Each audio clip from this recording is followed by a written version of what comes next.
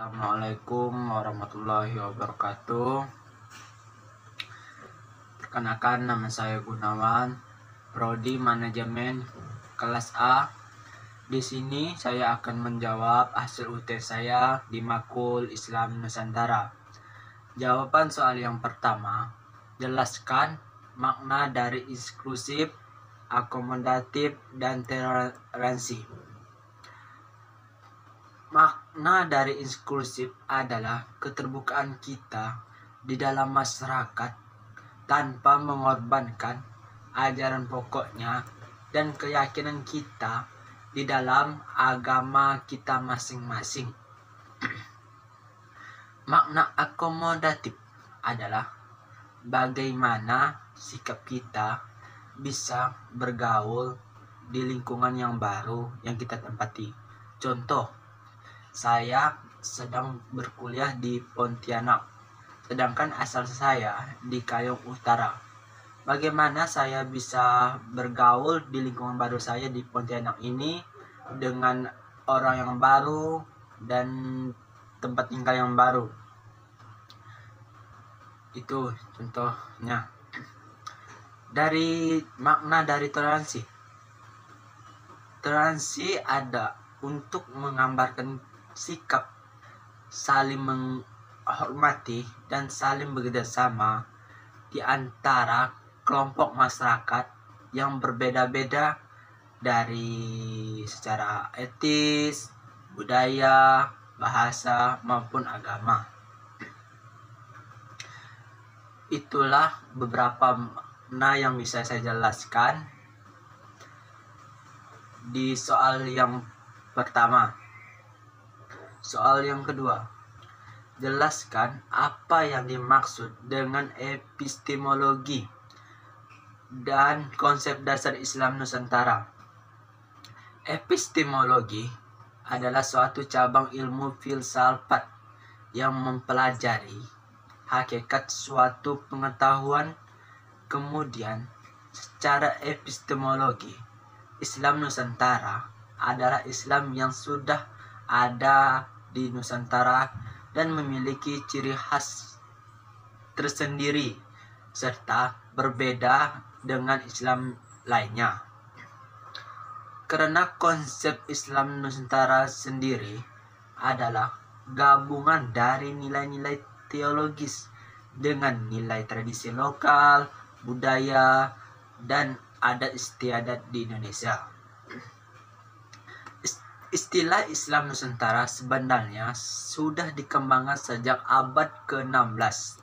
Namun, pada tahun 2015, istilah tersebut baru disahkan oleh organisasi Nahdlatul Ulama. Organisasi Islam berpaham al-Usanah wa al-Jamaah al-Nadiyah.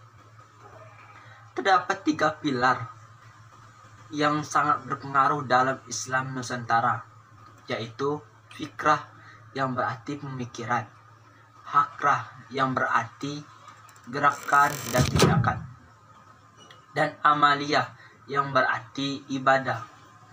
Dalam Islam Nusantara terdapat 3 dasar epistemologi, yaitu dasar teologis, dasar sosiologis, dan dasar antropologis. Dasar teologis Islam Nusantara yaitu terkait ajaran Islam yang berkaitan dengan Tuhan, pemikiran, kalam, di mana ajaran-ajaran tersebut menggunakan Al-Quran dan hadis sebagai rujukan utama. Namunnya NU tidak langsung merujuk pada Al-Quran dan hadisnya, tetapi dengan menelusuri terlebih dahulu tradisi keilmuan al-Usanah wa al-Jamaah al-Nadiyah. Majid menyebut tradisi ini melahirkan khazanah intelektual yang kaya disebanding dengan tradisi pada organisasi lainnya. Kedua, dasar sosiologis Islam Nusantara yang merupakan interaksi yang berkaitan dengan perilaku soal manusia yang lebih menekankan pada prinsip Islam rahmat lil alamin, yang berarti Islam agama universal, rasional, dan peduli sebagai agama berperadaban. Ketiga, dasar antropologi, yaitu pendekatan dengan manusia, segala perilaku mereka untuk mengetahui, memahami kebudayaannya dalam dakwah Islam. Pendekatan Islam Nusantara dilakukan dengan cara yaitu adaptasi, naturalisasi budaya, minimalisasi, dan eliminasi. Itulah yang bisa saya jawab dari soal yang kedua. Soal yang ketiga, apa ciri Islam Nusantara? Yang pertama, memiliki ciri ramah. Ciri ramah ini adalah ramah terhadap sesama manusia, contohnya ramah terhadap lingkungan keluarga, masyarakat sekitar kita. Ciri yang kedua, ciri sifat terbuka.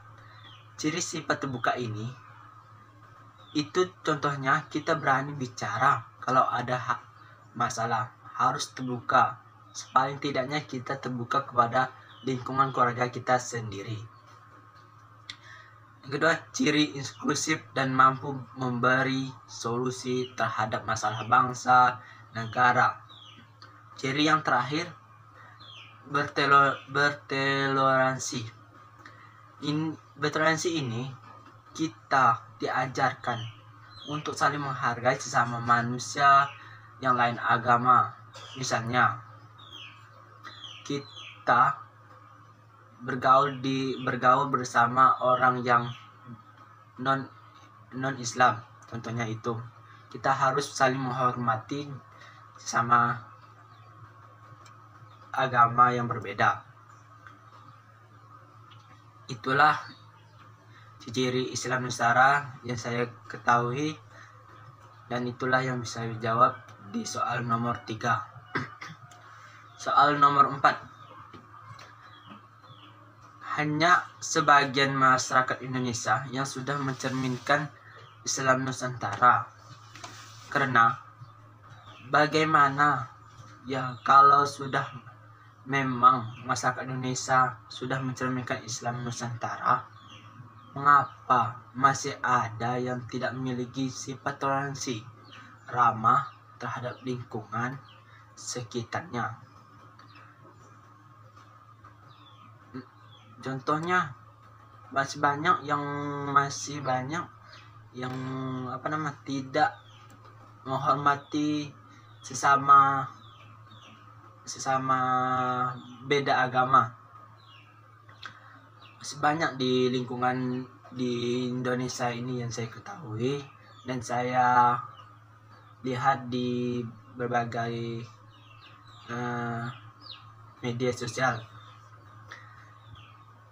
Itulah yang saya ketahui di soal nomor 3 tentang sudahkah masyarakat Indonesia mencerminkan Islam Nusantara. Poin pentingnya yang di soal nomor 4 ini, hampir masyarakat Indonesia bisa mencerminkan Islam Nusantara.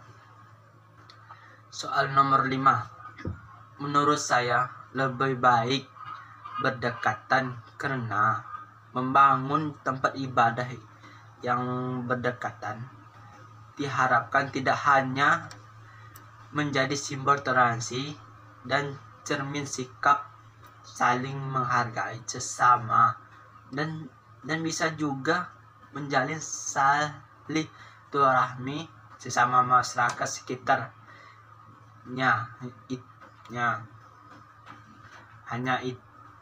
Hanya itu yang saya bisa sampaikan pendapat terhadap apakah tempat ibadah itu harus dibangun berdamping atau berpisah-pisah.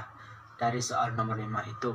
Ya, menurutku di soal nomor 5 ini poin pentingnya lebih baik berdampingan membangun membangun tempat ibadah masing-masing. Karena untuk ya yang tadi saya sampaikan, biar bisa bertoleransi lah, biar kita bisa bertoleransi dalam berbeda agama itu. Sekian yang saya bisa jawab di soal UTS ini. Kurang lebih saya mohon maaf. Hanya itu yang pengetahuan saya dari Islam Nusantara ini. Kurang lebih saya minta maaf. Wassalamualaikum warahmatullahi wabarakatuh.